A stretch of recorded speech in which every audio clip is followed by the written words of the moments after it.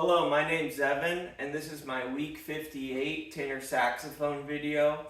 For this week's video, it will be week 2 of playing Ogden Avenue. This is the song I practiced last week, and the reason I'm practicing these songs more than just 1 week is because in order to get the rhythm and the intonation or how the notes sound, I need more than just 1 week. In the beginning of my playing, in the first year, I was able to, do one song and then the next week do a different song. And now I'm trying to spend more time, especially on these jazz songs that I'm working on. I'm finding that 1 week just isn't enough to really, get it down. It's far from perfect, but I think week 2 should be an improvement over the first week. At least that's the plan. So that's enough out of me. Let me get to it. Just bear with me as I get the backing track going.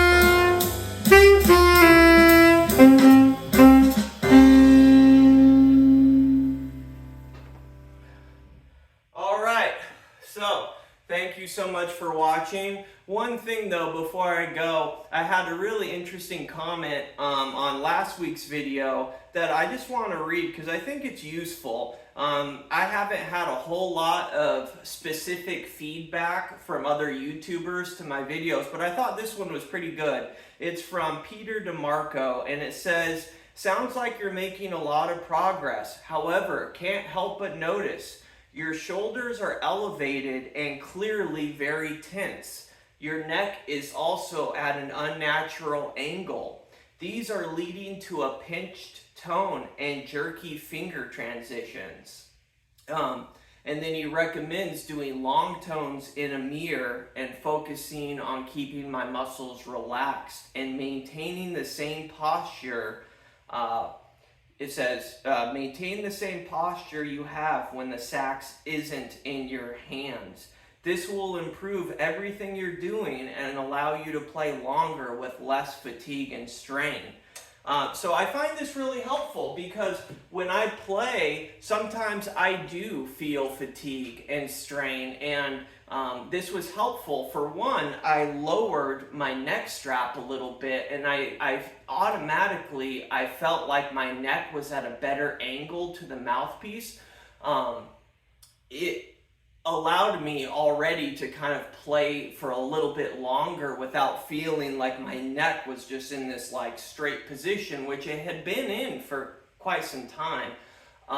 And then as far as my shoulders, I'm just trying to be more mindful of not raising them.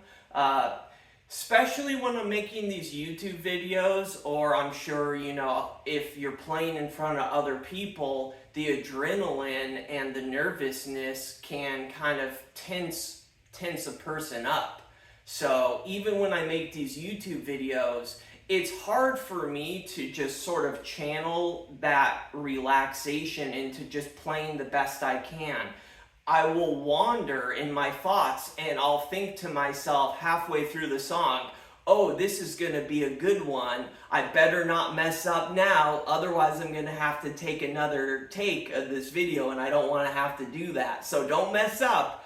And then the reverse effect happens. I'll tense up, my shoulders will tense up and I'll get nervous, and that's when, I'll squeak the G sharp or the high G, or mess up. So I really like this feedback, and I can handle constructive criticism. In fact, I welcome it.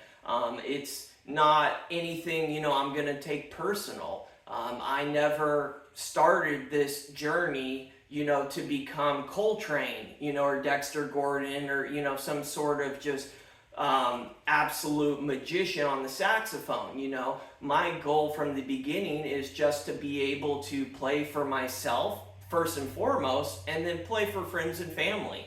If I ever get better, I'd like to play maybe for my church or even around town, but I'm really just kind of taking it a day at a time.